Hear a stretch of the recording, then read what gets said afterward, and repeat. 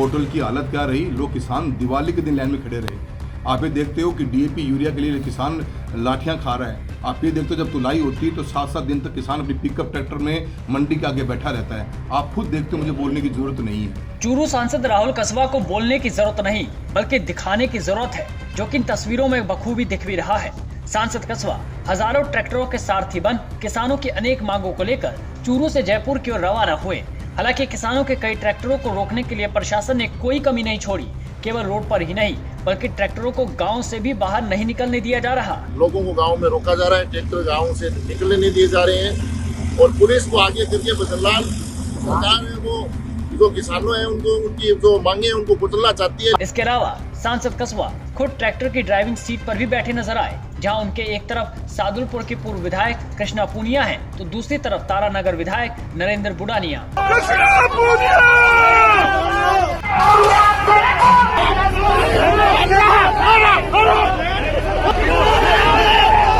हालांकि कस्बा के ट्रैक्टर को भी पुलिस जाब्ता द्वारा रोका गया, जिसके बाद किसानों के पुलिस अधिकारियों से झड़प देखने को मिली।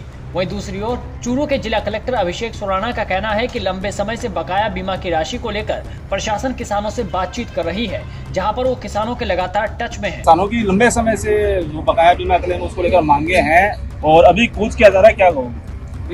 सारी व्यवस्थाएं हैं, सारी तैयारियां हमने कर रखी है, जैसा कि आप देख भी रहे हैं। प्रयास करेंगे, वार्ता भी कर रहे हैं, बातचीत से कोई कर सके। कलेक्टर का कहना है कि सारी व्यवस्था है, सारी तैयारियां हैं, बातचीत से कोई ना कोई हल निकल जाएगा। खैर वो तो तस्वीरों में देखा जा सकता है कि किसानों को जयपुर से पहले रोकने के लिए प्रशासन ने कितनी तैयारियां की है। लेकिन सवाल उठता है कि किसानों की जायज मांगों को लेकर अगर प्रशासन पहले से तैयारियां कर लेता तो किसानों को सरकार के खिलाफ इस तरह से नहीं उतरना पड़ता। वहीं बात करें सांसद राहुल कस्बा के इस ट्रैक्टर मार्च की, तो वो कल तक जयपुर पहुंच सकते हैं या फिर इससे भी ज्यादा समय उनको लग सकता है, क्योंकि जिस स्वागत के बारे में कलेक्टर कह रहे हैं वो किसानों के स्वागत के लिए नहीं बल्कि उनको रोकने के लिए किया गया है। इसके अलावा आपको बता दें कि राहुल कस्बा का किसानों के प्रति इस जोश और रैली को कांग्रेस के लिए आने वाले राजस्थान की राजनीति को लेकर भी देखा जा रहा है। दरअसल चूरू से लेकर जयपुर तक 200 किलोमीटर के इस रूट पर चूरू से निकलने के बाद कांग्रेस के कई विधायक हैं। फतेहपुर में हाकम अली खान, लक्ष्मणगढ़ में गोविंद सिंह डोटासरा, सीकर में राजेंद्र पारिक और चौमू में शिखा मिल बराला। ऐसे में देखने वाली बात होगी कि कितनी जगहों पर किस तरह का स्वागत इस यात्रा का होता है और कितनी तीखी बयानबाजी मौजूदा सरकार के खिलाफ की जाएगी।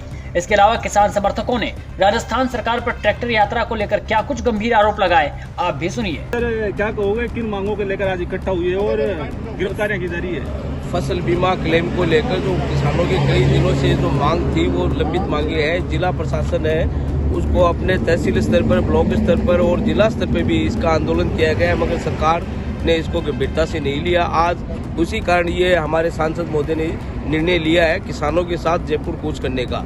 तो ये सरकार बुखला गई है, घबरा गई है और सरकार चिंतित नजर आने लगी है। हर जगह सरकार ने अपने बैरिकेड लगाने शुरू कर दिए हैं। जिले में भय और आतंक का वातावरण इन्होंने कर दिया है कि किसान शहर में ना घुसे। गांव इनके पास फीडबैक आ गया था कि हजारों की संख्या में किसान आ रहे हैं, तो ये उसको रोकने का प्रयास कर रहे हैं, तो वो सफल नहीं होगा।